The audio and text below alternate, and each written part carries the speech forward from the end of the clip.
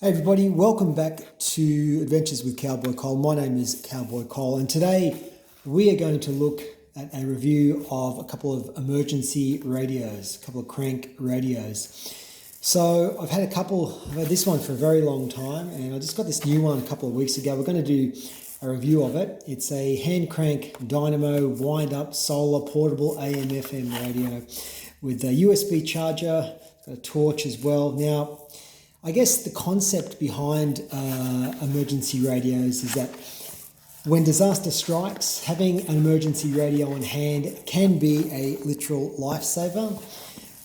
Besides just being a battery-operated radio, these pieces of kit are self-contained pieces of survival gear. They feature everything from LED flashlights to solar-powered USB ports, to keep your other devices charged in a time of crisis. So hopefully you'll never actually need one, but you'll want to invest in something with a sizable battery and ideally an easy way to recharge it, either with a hand crank or a solar cell or perhaps even both. So while smartphones are still a great way of staying in touch during an emergency, they still rely on their own batteries and lose much of their utility in rural areas if a nearby cell tower is inoperative. Emergency radios not only use a fraction of the power it takes to keep your smartphone running, but you can send and receive signals regardless of the current status of your cell network. Having an emergency radio is absolutely essential for remaining informed during any situation. So today, I'm going to go back to this guy in a second, but today I'm going to look at a product review of this emergency radio I recently picked up. Picked it up about 3 weeks ago. It's not a Sanjin or a Kaito brand. It is a generic Chinese-made knockoff. So far, it's performing okay. It functions as it's meant to. We'll go through some of the features, and I'll explain some of the benefits and some of the disadvantages of this. If we look at some of the features, it's 128 mils long. It weighs 200 grams, so it's fairly light. It's got a maximum power consumption of half a watt, and it's powered by a single rechargeable AA size battery, which is embedded inside the unit. There's no actual way of getting it out. So to me, that's a disadvantage. They tend to put those really cheap NIMH batteries in there. If you want to replace it with an Energizer or something with a bit more profile, it makes that difficult to do. So that's a negative to start with. Couple of ways to charge it. Obviously with the solar panel there, fairly small solar panel. It will fully charge the battery in 10 hours of average strength sunlight.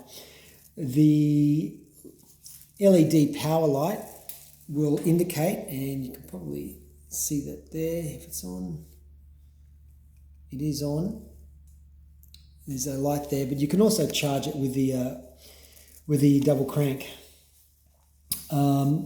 So if we turn that, it charges both ways. So you can see the little light there turning on. Just move that back a bit. Charging light. Okay. It works both ways, which is good. They used to only work one way, some of the earlier models. Clockwise or counterclockwise.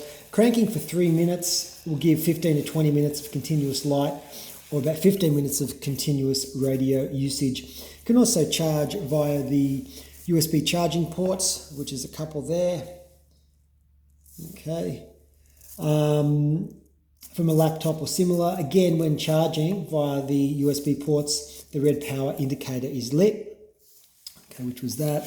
So you can also use the unit to charge your mobile phone, your cell phone, laptop, MP3 player or similar, just by lifting that rubber tube and connecting.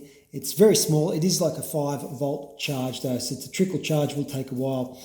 The torch or flashlight, it's okay. It's got 3 bright LEDs. I'm not sure of the lumen output, but it's of average brightness. It does function. So the radio has 3 channels. It's got FM, AM, and interestingly, it's got the NOAA. So the NOAA, or Natural Oceanic and Atmospheric Administration Weather Radio, is an automated 24-hour network of VHF FM weather radio stations in the US. It broadcasts weather information, including local or regional weather forecasts, synopsis, climate summaries. Really useful in an emergency. Does not work in Australia. In Australia, we have weather radio frequencies, the NWR, which broadcast on 7 frequencies on the VHF public service band. Comes with an aerial, okay, just for for FM improved reception, obviously. A fairly small speaker, external speaker, and the green light comes on, the green LED light, when it's trying to find selecting the channel. Excellent, a little bit of ABBA. So the channel selector looks to be not that sturdy. It's fairly average build.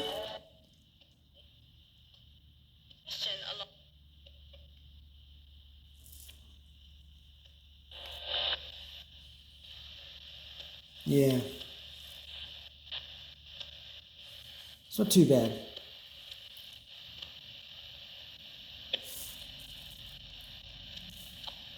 Switch the other band. It's the FM band, and you can see it's trying to find the charger there. So this was around $28, including postage. So far, it's worked to its intent. I have noticed that the battery does tend to go flat after about a day. It does get a fair amount of usage. I've been putting it on the windowsill and just letting it trickle charge and use it there. So you can just see that faint LED light there. So just with the very weak sun coming in through here, it is slowly trickle charge via the very small solar panel. But look, for $28, it's an okay buy, depending on how much you're going to use it. I'd give that about a 6 out of 10. I have had this other unit, which I bought from Japan in maybe 2006. So I've had this for around 15 years. Very sturdy, doesn't have as many features as earlier models, very simple, but its build quality, takes 2 AAA batteries, its build quality is way more durable, and it's just sturdy. Just sturdy build all around. Let's try and connect. Okay. It's got less functions and less features. But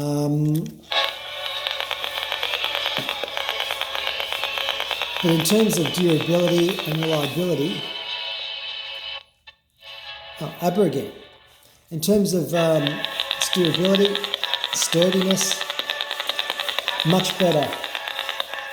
It's a little bit reduced in size, but in terms of build and build quality, just way better. It also comes with a emergency alarm, FM, AM, and it's also got a torch as well.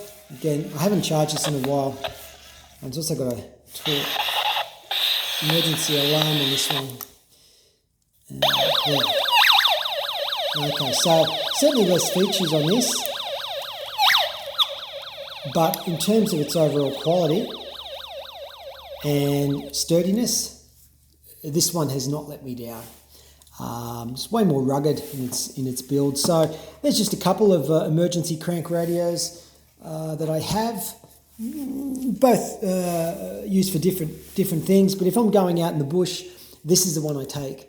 Okay, just because of its durability, and it's just built better quality build.